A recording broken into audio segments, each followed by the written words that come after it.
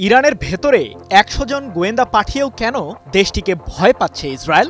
তাহলে কি তেহরান প্রমাণ করে দিল তাদের ভাঙা এত সহজ নয়? ইরানের বিরুদ্ধে সাম্প্রতিক ১২ দিনের যুদ্ধে গোয়েন্দা সংস্থা মোসাদকে ব্যাপক কাজে লাগিয়েছিল ইসরায়েল, যাদের কাজ ছিল তেহরানের ক্ষেপণাস্ত্র লঞ্চার এবং বিমান প্রতিরক্ষা ব্যবস্থাগুলোকে নিষ্ক্রিয় করা। কিন্তু ইসরায়েলের সেই গোয়েন্দা এজেন্টরা কি কাজ শেষে তেল আবিবে ফেরত যেতে পেরেছিল, নাকি ইরানের কঠোর গোয়েন্দাগিরির জালে ধরা পড়েছে তারা? পারমাণবিক ইস্যুতে যুক্তরাষ্ট্রের সাথে সমঝোতায় যেতে ইরানকে ৬০ দিনের সময় বেঁধে দিয়েছিলেন মার্কিন প্রেসিডেন্ট ডোনাল্ড ট্রাম্প। কিন্তু ১৩ জুন ৬১ দিনের মাথায় হঠাৎ করেই ইরানে আক্রমণ চালায় ইসরায়েলি বাহিনী। এই অভিযান পরিচালনার আগে ট্রাম্পের সাথে বৈঠকও করেছিলেন ইসরায়েলের প্রধানমন্ত্রী বেনিয়ামিন নেতানিয়াহু। সেখানেই তিনি মার্কিন প্রেসিডেন্টের অনুমতি লাভ করেন।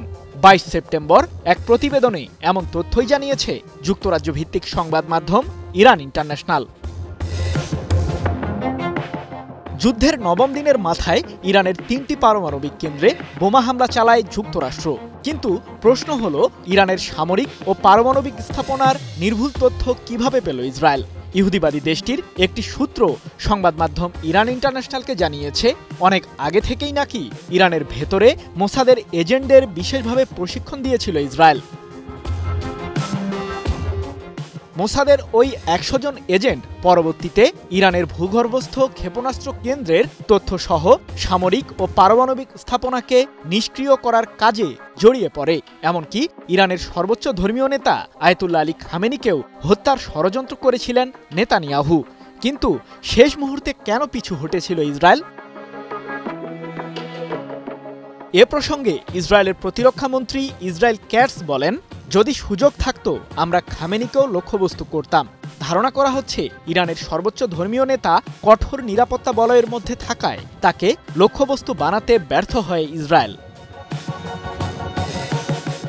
তবে মোসাদের ওই এজেন্টদের পরবর্তীতে কি হয়েছে সে বিষয়ে কোনো তথ্য জানা যায়নি। এদিকে ১২ দিনের ওই যুদ্ধে ইসরায়েলকে প্রতিহত করতে ৫ শতাধিক মিসাইল ও ১০০০-এরও বেশি ড্রোন দিয়ে হামলা চালায় ইরান। সেই হামলায় ব্যাপক ক্ষয়ক্ষতি হয় ইহুদিবাদী দেশটির। নিহত হন ৩১ জন ইসরায়েলি। সৃজন মাহমুদ, নিউজ 24।